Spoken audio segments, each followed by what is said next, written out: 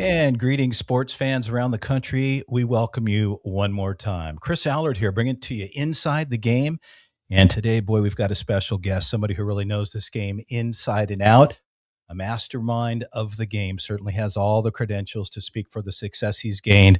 Let's bring on board here Mr. Eric Ortiz. And there he is. Eric, how you doing? Doing good, Chris. How you doing? Good to hear from you, sir. I guess you're traveling right now. Is that right? Well, actually, now that I live in Texas, I'm back home for till Sunday, and then we're back off to Cary for the 15U USA National. That's awesome. Well, I'll tell you what, you've got such a long resume of success.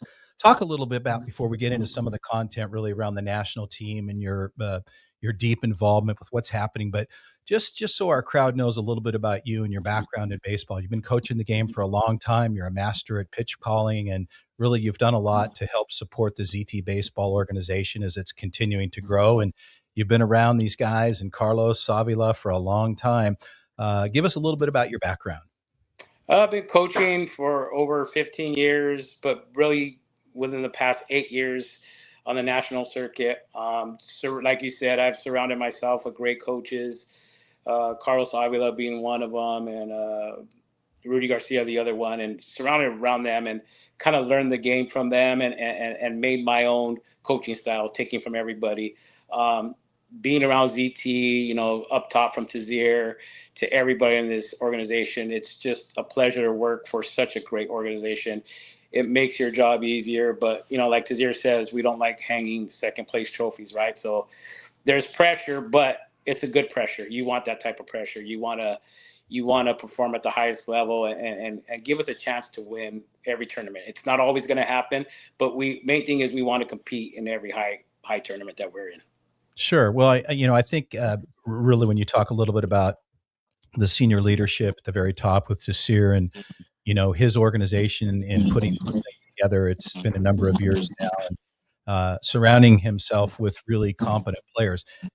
We talk about winning; we're very successful at it at the national level, but there's really a roadmap, right? Coach, when it comes to younger players and the journey as a young athlete and getting involved with the ZT as an organization. Talk a little bit about that because, again, we have the roadmap to the national level, but talk about getting there. Well, yeah, you bring up the youngers, right? And I was fortunate this year to go help our 10U national team. I coached them in, I would say, 2.5 tournaments. Right. And going back to that young age is great because that's where you start developing their mindset, right? How to compete, playing with the best, against the best, Right. and getting them ready for that next level when before you know it, they'll be in high school. So it's been fun. We've had success. We won the Super NIT with the 10U. Then we went to the best of the best. We were Final Four team. But to compete in them and just developing them and speaking to them and telling them the importance of putting in that work, being a good teammate, doing things the right way. And at this age, they're locked into what you have to say, Right. and I think it's a big thing. And going back was great, because I've been coaching the olders for the past 3 years and specifically the 15U team since they were 12, 13, 14, 15. But to help other national teams and local teams, it's great. It's just giving back the knowledge that I have learned from kids that I have coached, right? Sure. And the coaches I've coached with, just giving them that knowledge is incredible, Yeah. and I love it. I love it. I mean, I wouldn't want it anywhere else, man. Sure. No, I think it's great. And, I think fundamentally, the right people are in the right positions in the organization to allow it to continue to be successful. And, the organization does a lot. We do a lot from the philanthropic side with the ZT Athletic Foundation and the things that we're doing to really help and support underserved communities. I mean, they've done so much. And oftentimes that's something that's kind of overlooked. But we're doing some good things. And Tassir and the Badar family certainly are in that context. Well, yes, and I think people look at ZT baseball just thinking tournaments and winning championships and Right. getting kids to the next level. But like you said, what ZT and the Badars do for kids that usually wouldn't have an opportunity to play, to travel this much, right? And to give these kids opportunities to go to different states, to meet different people, to play against different competition. it's a testament to what Tazir's vision has always been, and now we have a foundation, right? We're just growing and growing. This is going to be a great thing in the next 5 to 10 years, and like I said, I'm just happy to be a small part of this. Sure. Well, we're all contributors, and it takes, as they say, it takes a village to make things happen. And we've got tremendous growth over the years with an expansion, and obviously the Houston ZT Academy, Southern California with Prospects, and the ZT Premier Academy in Rancho Cucamonga, and as well as EM Speed and Power. So it's a collective group of a lot of talented people, and I know we'll continue to look forward to our success as we move on. Talking about success, let's transition for a minute. You just got back from the 2026 Lake Point event, the PBR National Tournament. The top teams in the country were invited. Let's talk about that from start to finish. You guys pulled it off in fine fashion, and talk a little bit about that experience. That was a great experience. It's the first time I was at Lake Point, so facilities are just top notch, and competition was great. It was good to see the boys back. A lot of them coming back from high school, so it was the first really tournament that we were all together. Um, with weather, right? You have the weather delays. You have a lot of situations that you have to work through, and the kids always find a way to work through that. And I thought we played a very good tournament. We hit well that tournament. Our pitching was good, but for being the first tournament, I think we passed expectations, to be quite honest with you. But this team, this is what this team's about. Ever since they were 12, I would say of most of the teams I've coached, and I've coached a lot of teams, this group right here might be the best. I don't know about talent, but the best team. They're a very good team. Nobody thinks they're bigger than anybody else on that team. They all pick each other up. There's no egos on this team at all.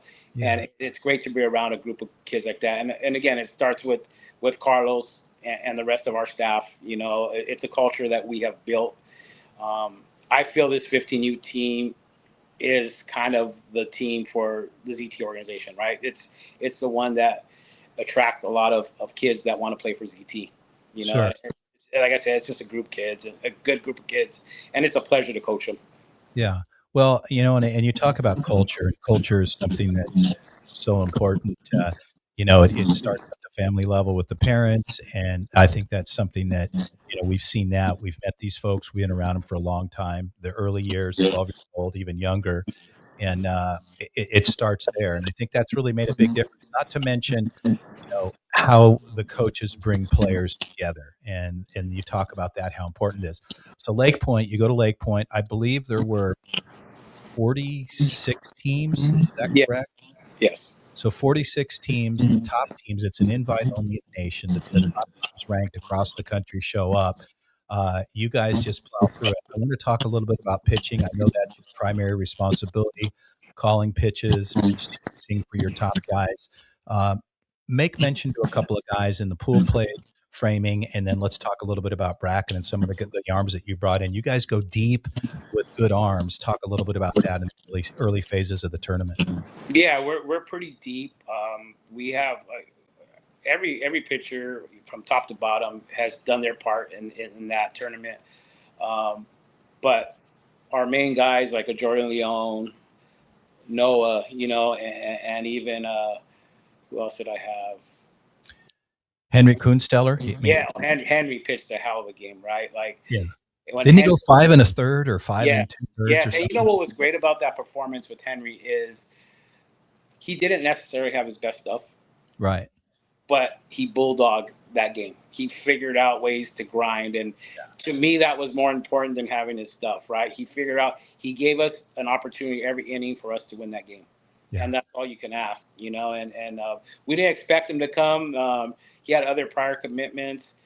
I guess the boys called him and said, "Hey, man, we need our guy here." And he figured out, he says, "I'm here for the team coach." He called Carlos, called myself, and I'm here if you guys need me. And it was perfect, Yeah. But again, it goes back to that team, that these kids all love each other. And like I said, I told Henry, I was more impressed with this performance because you didn't have your best stuff, right? But you figured it out, Yeah. And nowadays, a lot of kids don't pitch anymore. They just want to throw their velo.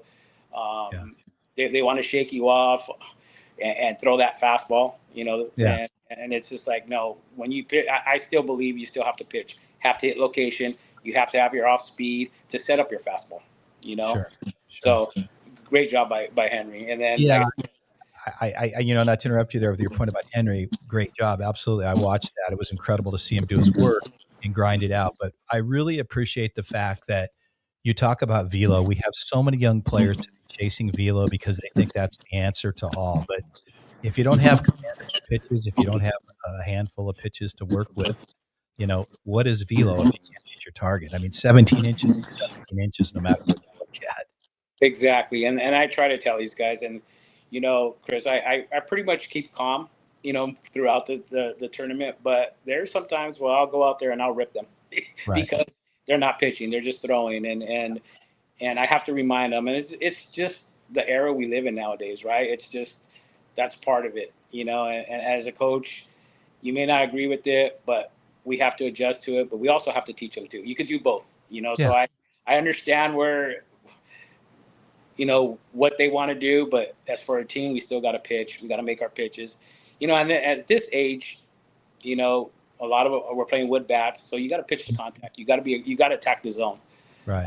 And there's still some teams that you got kids that are physical that are still going to hit it out, Right. But it's part of the game. I tell them, so what if you give up a bomb and it's only a one run bomb? Like, it's okay.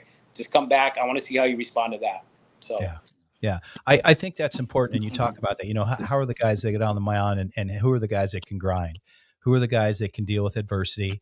Might get a couple of pokes, a few guys on board, you get in some tough counts, but how do you handle that? And I think a lot of these young players that are now freshmen, the 15U team, first year's freshmen in high school, this is the next big step for them. Colleges start to look at them, opportunities start to come around the corner. How do you contend with that? It's always more than how hard do I throw? How do I handle myself, character? What kind of team guy am I? How do I walk off the mound? How do I run out? A lot of people miss these steps, coach, and touch on that because I think our culture is really shaping young players more toward that side where they're aware of themselves as well and their behaviors. Yeah, and that's a lot of the talking I have with them. And even going back to the 10U team, we were at the Futures, and we didn't perform like we should have. I still think we were probably one of the top teams, but we just didn't play good baseball. Right. And us as coaches, we may not put them in the right positions to succeed. But what I did tell them, we still got to come back tomorrow. We still got to play. The USA scouts are here. If not, they're going to be here more to watch you guys because they want to see how you handle your losses. They want to see you perform. And sure enough, we had like 3 scouts there. One of the scouts came up to our dugout and says, "Who works with your infield? Because your infield gets after it." And I told the boys, "See, they're watching you. They want to see. They know you're good. They know that we win. Okay, so that's not even a question. They want to see how you handle adversity." And I even tell the parents that. Like, I tell the parents, when you go to these events, especially when you go to Cary, North Carolina, they want to see how your kid is. Is he a good kid? Is he a good teammate? They also want to see you as a parent. How do you handle those kids? And if you're doing everything for your son, that's not good. Or your son's talking back to you, or you just they watch every single part of that. And I also tell that to our 15U team and our 14U team when I help out Omar. And I just want them to understand they already know you're good. Right. They're not here. They know what you could do. They just want to see how you handle adversity. Yeah. Character's everything, right? I mean, that's all you have on the field, and that's all we have as human beings is our character in a lot of ways. And, the first impression is often the lasting impression. And, I think that's important that we talk about that. I want to shift a little bit and talk a little about a couple of these other characters on this club, which I've seen and certainly admire. Noah Gerolamick. I mean, this kid is he can swing it, he can throw. I mean, he's got a good arm. Talk a little bit about him for a minute, because I know he's been a big contributor to the overall success of this 15U national team. Yes, ever since we played against them at 12, and I remember we played them in Kentucky for TBS championship, and they had to beat us twice. I remember I called a slider away. This kid just flicked the bat opposite, hit a home run. I go, this kid's different, just a different type of kid. Yeah. Then when we finally get him over here at 13, and last year I just saw just what a dog this kid is. Like, he's never afraid of the moment. If I ask him, if I give him the ball to start a tough game or a tight situation, he's going to bear down and give us the best opportunity to win. He's not afraid of the moment. And I think last week when we played in the UBC, we actually missed his bat in the lineup because, Right. that last game we needed to win the game and we didn't score a run. It was a 0-0 game, but I feel if Noah was there, we would have scored a run because that guy loves situations like that. And he wills his way to victory. And yeah, Noah's he's next level at that. He's been there. He's battle tested. Being battle tested is a big thing, and he's battle tested. Yeah. I'll jump on that with Brandon Manavog. He's the same way. They're two different. They're the two same players. Their physicality is different. One's pretty big, one's small. But right. Like we always say, it's okay to be small, but don't play small. Oh, B plays big time. I mean, you see him on the interior, his work at shortstop, his ability on the mound in any situation. You can bring him in as a setup guy, a closer, a middle reliever, an inning guy, a batter, whatever you need. You can use him anywhere, and his presence on the field, he plays big. He plays big. He plays big, but he plays very relaxed and very under control. Like you never see really heavy emotions from him, but he gets the work done as good as anybody at the top level. Well, and then going back to last week, you saw it like in that 0-0 game. I brought him in with first and second, 1 out, I believe, and I remember the first pitch he kind of threw it behind the backstop. One of our new coaches looked at me. I said, "No, relax. He'll be fine." And what did he do after that? He struck out the guy and got us out. If you tell me I have one game and I need one pitcher, or it's Noah and Braden. Like those guys, I know I could count on them anytime, any situation. Yeah, for sure. Some of the other guys that contribute, kind of on your pitching staff, I like Cody Tullis. Of course, naturally, you've got great success in Jordan Leon. He's a guy who can deliver for you at any given time. Talk a little bit about some of these other guys. They're kind of new to the program. Obviously, with Cody's situation, he's kind of helped us out, and he's starting to come into his own. And Fuller and some of these other guys. Yeah, Cody is within the past month has just elevated to where he's at pitcher. He was with the lead RBI. Didn't see him much. Because, I guess they would try to save him for championship games or whatever. So he didn't really see as much as he should have. But we saw it right away when he helped us last year at the WWBA in November. And then I told Carlos, man, we need to pick this kid up. Yeah. And he's starting to show flashes of what he could be. I'm very excited to see what, these next few tournaments, what he could bring, because I think he's going to help us a lot. And it's a left-handed pitcher also. So and then Fuller's another bulldog that's going to grind. When his changeup's on, he's unhittable. And and the kid's never up or down. If he gives up runs, he doesn't pout. He doesn't blame anybody else. He puts it all on himself. What I tell him, no, sometimes it's us, but just a kid that's going to perform. And it's another excellent. And then we just picked up JJ Garcia, and JJ could be really good. I was impressed with him. I saw him on the first outing, and he looked pretty good. I mean, the kid's got some good stuff. I mean, he could throw a 3-1 slider for a strike. Like, I have that confidence that he could throw a 3-1 slider or any off speed for a strike. I think he's going to be a big plus. It's just he's going to make our staff a lot better. We just became deeper adding those 3 guys. And arms are so important, right, Coach? Yeah. I mean, you got to have the arms and the depth, especially in these high level games and high leverage situations. You need guys that, like you said, can get it done. Yes, and then the other 4 we talked about already. So that's 7 pitchers, and then we still have a Jimmy Stout if we need. We have a Brody Taylor. We have an Aaron Ramirez. That's right. I like Ramirez. I've always been a fan of Ramirez because his speed, man. That kid, when he gets on board, look out. I mean, he's always a threat on the bags. His bat's been a little up and down, but I think he's kind of getting himself back to where he wants to be, and I expect to see some good stuff out of Ramirez this season. As we continue to move on.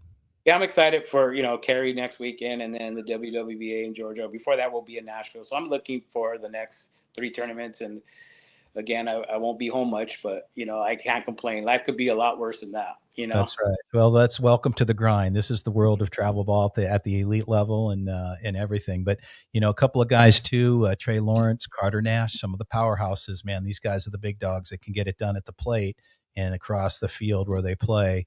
it's going to be nice to see these guys stepping back in when that window opens up for them. Well, when we have everybody here, which next week we will, and we're hitting like we're supposed to, like I'm not at this age, I'm not a fan of batting 11, but with this group, you could bat 11 and get away with it if we're all locked in. And I feel sorry for Carlos to make the lineup, to be honest. Like, sure, right. It's a great group of kids that if we perform what we're capable of doing, we're unstoppable. But again, it's baseball. It happens. You're going to have a guy that's going to shove, and you're going to have a guy that just wants the ball and they want to beat us because who we are. And we're not 12 anymore. We're 15. It's a lot different. And you have kids that come out of nowhere that nobody knew about. That's throwing 91, 92 from the left side, or so that's the difference. Me and Carlos tell the kids, it's baseball, man. It's not easy anymore. No. And we have to earn it. And not that we didn't earn it before, but you really have to earn it as you get older. Well, I think you make a wonderful point, especially on the bigger field now. Runners are changing, speeds changing, but the depth of these fields now are so significantly different for guys where, they used to be able to get a check swing double, when they were younger. But now, fly balls are no longer your friend. I say that on the off in the commentary, that you want line drives, go gap to gap, find the holes, man, get on base and let your guys do the work, because the depth of this team on the offensive side is second to none. So they're learning, you guys are coaching it, and I'm sure that things will continue to evolve as they have in the past. But always such a great opportunity. Any final comments as the team gets ready to head to Cary?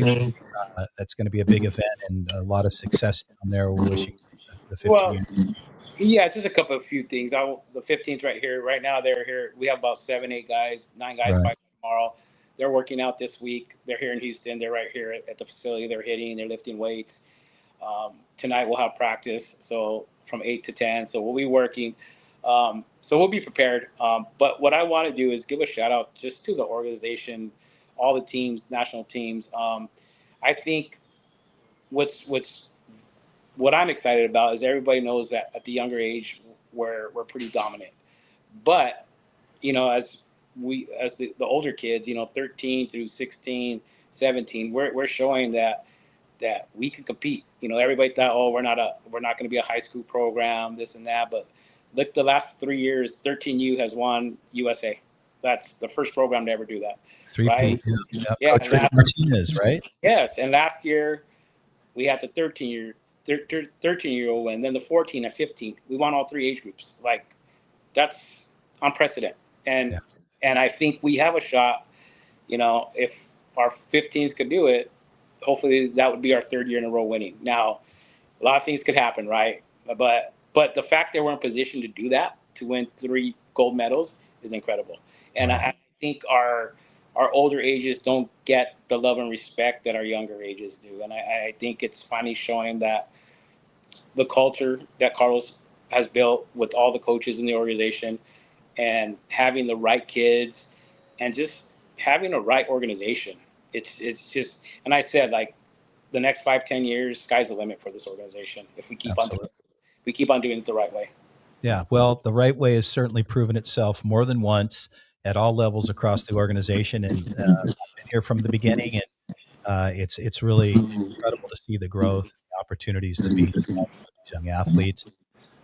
Really, what the next thing will show, because we're in 17 states, we have over 150 teams and over 1,000 players across the ZT brand. It's not just about being big like that, but it's about providing that opportunity, the right culture, and people such as yourself, Coach Eric Ortiz. So it's always a pleasure, Coach, and I'll look forward to seeing you in Cary as well. I've got some special assignments set up for Cary, and we'll be looking forward to that. So in the meantime, thank you for all your kind words and your time, Coach. I know you're busy with your staff getting prepared for Cary, and that's the next part. The ZT organization, 15U national team. So for now, we'll say so long from Houston, Texas, with Coach Eric Ortiz. And Coach, thanks again for all your time, and we look forward to catching up with you soon. Thank you, Chris, for your time and all the hard work you put in, man. I greatly appreciate it. It's my pleasure, Sue. We'll see you soon. Take care. All right, man. Bye-bye.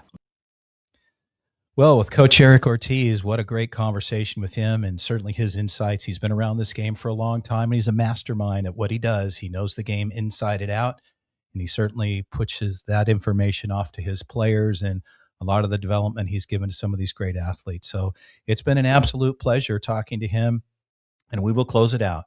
One more journey here as we go inside the game. Chris Allard saying, so long as we wrap this one up here. Another great conversation. See you.